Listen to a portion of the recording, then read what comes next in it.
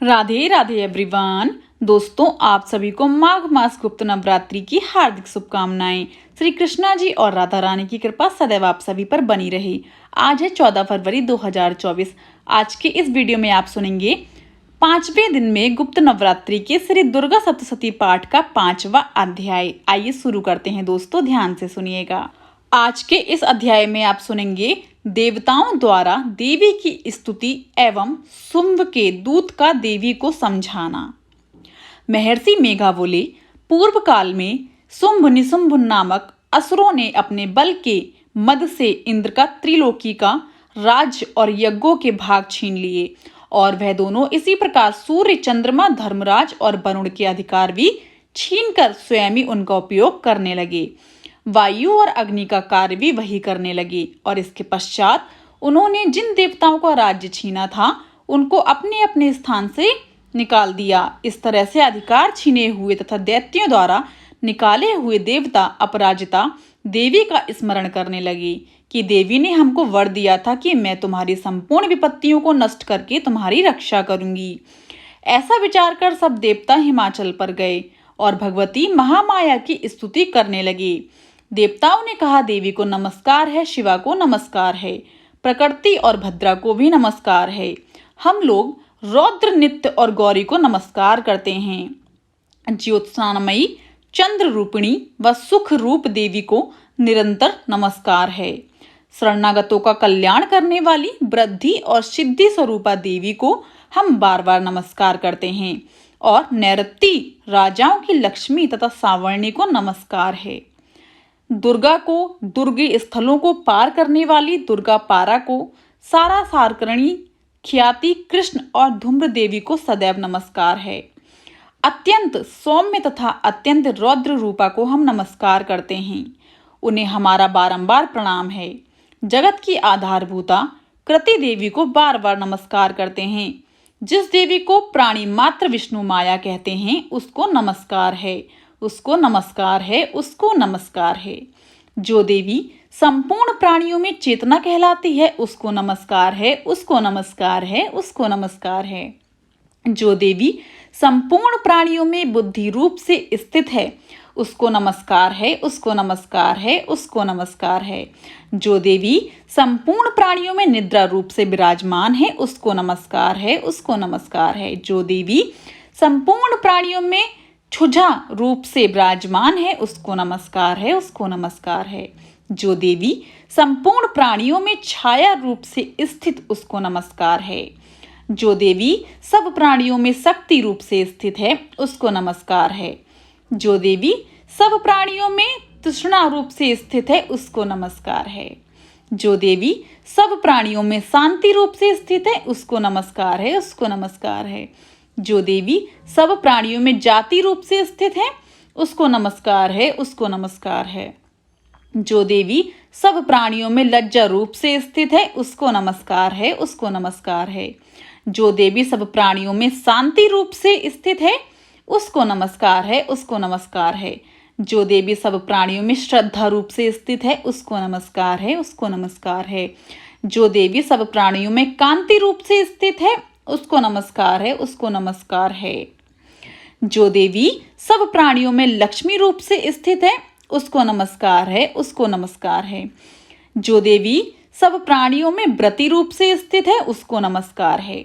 जो देवी सब प्राणियों में स्मृति रूप से स्थित है उसको नमस्कार है। जो देवी सब प्राणियों में दया रूप से स्थित है उसको नमस्कार है। जो देवी सब प्राणियों में तुष्टि रूप से स्थित है उसको नमस्कार है। जो देवी सब प्राणियों में मात्र रूप से स्थित है उसको नमस्कार है। जो देवी सब प्राणियों में भ्रांति रूप से स्थित है उसको नमस्कार है। जो देवी सब प्राणियों में नित्य व्याप्त रहती है उसको नमस्कार है, उसको नमस्कार है। पूर्व काल में देवताओं ने अपने अभिष्ट फल पाने के लिए जिसकी स्तुति की है और देवराज इंद्र ने बहुत दिनों तक जिसका सेवन किया है वह कल्याण की साधन भूता ईश्वरी हमारा कल्याण और मंगल करे तथा सारी विपत्तियों को नष्ट कर डाले।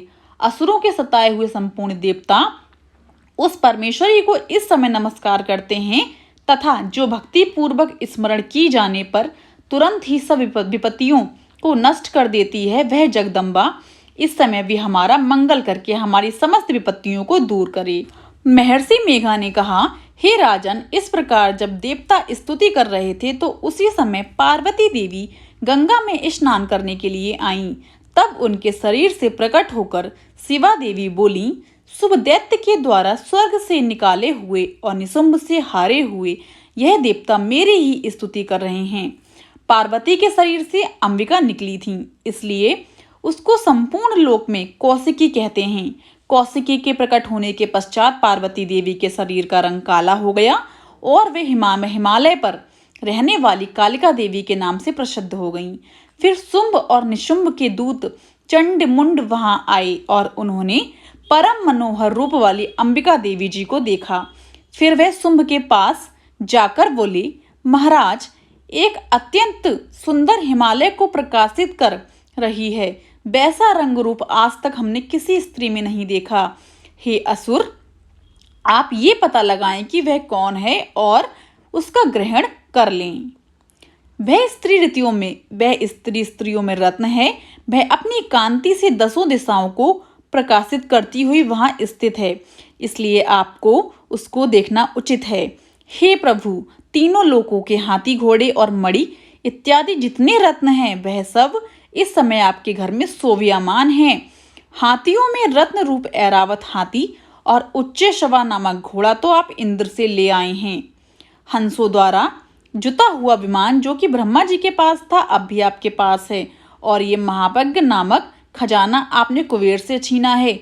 समुद्र ने आपके सदा खिले हुए फूलों की किंजलिकनी नामक माला दी है।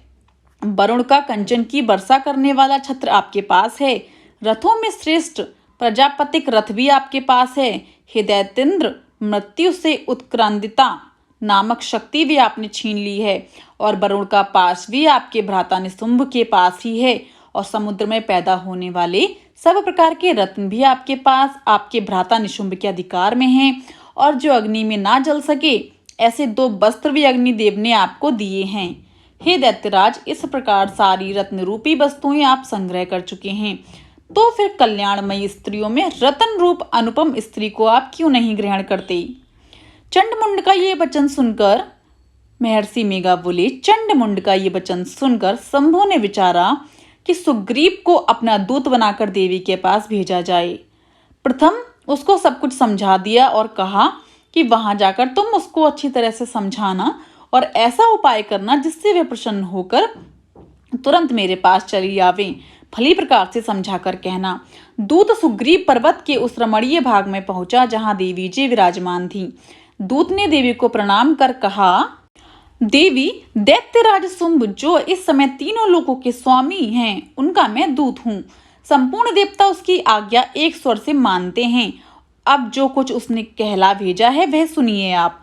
उसने कहा है, इस समय संपूर्ण त्रिलोकी मेरे वश में है और संपूर्ण यज्ञों के भाग को पृथक पृथक मैं लेता हूँ। तीनों लोकों में जितने श्रेष्ठ रत्न हैं वह सब मेरे पास में हैं। देवराज इंद्र का वाहन ऐरावत मेरे पास है जो मैंने उससे छीन लिया है। उच्चैःश्रवा नामक घोड़ा जो छरी सागर मंथन करने से प्रकट हुआ था उसे देवताओं ने मुझे समर्पित किया है। हे सुंदरी, इनके अतिरिक्त और जो भी रत्नाभूषण पदार्थ देवताओं के पास थे वह सब मेरे पास हैं। हे देवी, मैं तुम्हें संसार की स्त्रियों में रत्न मानता हूँ क्योंकि रत्नों का उपभोग करने वाला मैं ही हूँ। हे चंचल कटाक्षों वाली सुंदरी, अब ये मैं तुझ पर छोड़ता हूँ कि तू मेरे भाई महापराक्रमी निशुंभ की सेवा में आ जाए।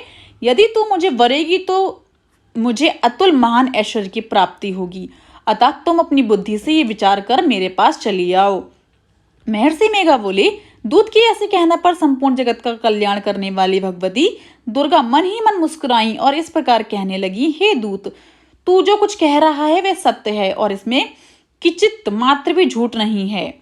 शुंभ इस समय तीनों लोकों का स्वामी है और निशुंभ भी उसी की तरह पराक्रमी है, किंतु इसके संबंध में जो प्रतिज्ञा कर चुकी हूँ उसे कैसे झुठला सकती हूँ। अतः तू मैंने जो प्रतिज्ञा की है उसे सुन। जो मुझे युद्ध में जीत लेगा और मेरे अभिमान को खंडित करेगा तथा बल में मेरे समान होगा वही मेरा स्वामी होगा। इसलिए शुंभ अथवा महापराक्रमी निशुंभ यहाँ आए और युद्ध में जीत कर मुझसे विवाह कर लें। इसमें भला धीर की क्या ही आवश्यकता है। दूत ने कहा, हे देवी, तुम अभिमान में भरी हुई हो, मेरे सामने तुम ऐसी बातें ना करो। त्रिलोकी में मुझे तो ऐसा कोई दिखाई नहीं देता जो कि शुंभ और निशुंभ के सामने ठहर सके। हे देवी, जब अन्य देवताओं में से कोई शुंभ व निशुंभ के सामने युद्ध में ठहर नहीं सकता, तो फिर तुम जैसी स्त्री उनके सामने रणभूमि में कैसे ठहर सकेगी? जिन शुंभ आदि असुरों के सामने इंद्र आदि देवता नहीं ठहर सके, तो फिर तुम अकेली स्त्री उनके सामने कैसे ठहर सकोगी? अतः तुम मेरा कहना मानकर उनके पास चली जाओ, नहीं तो जब वे तुम्हें केस पकड़कर घसीटते हुए ले जावेंगे तो तुम्हारा गौरव नष्ट हो जाएगा, इसलिए मेरी बात मान लो।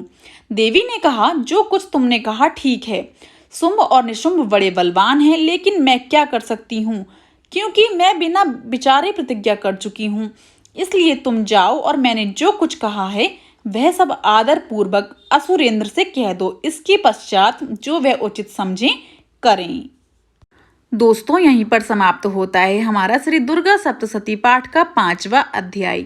अगर आपको पसंद आया हो तो जाने से पहले मेरे चैनल को लाइक, शेयर एंड सब्सक्राइब करना बिल्कुल भी ना भूलें। And also press the bell icon, ताकि मेरी कोई भी इन्फॉर्मेटिव वीडियोस आए आपको नोटिफिकेशन तुरंत मिल जाए। आप सभी को माघ गुप्त नवरात्रि की हार्दिक शुभकामनाएं।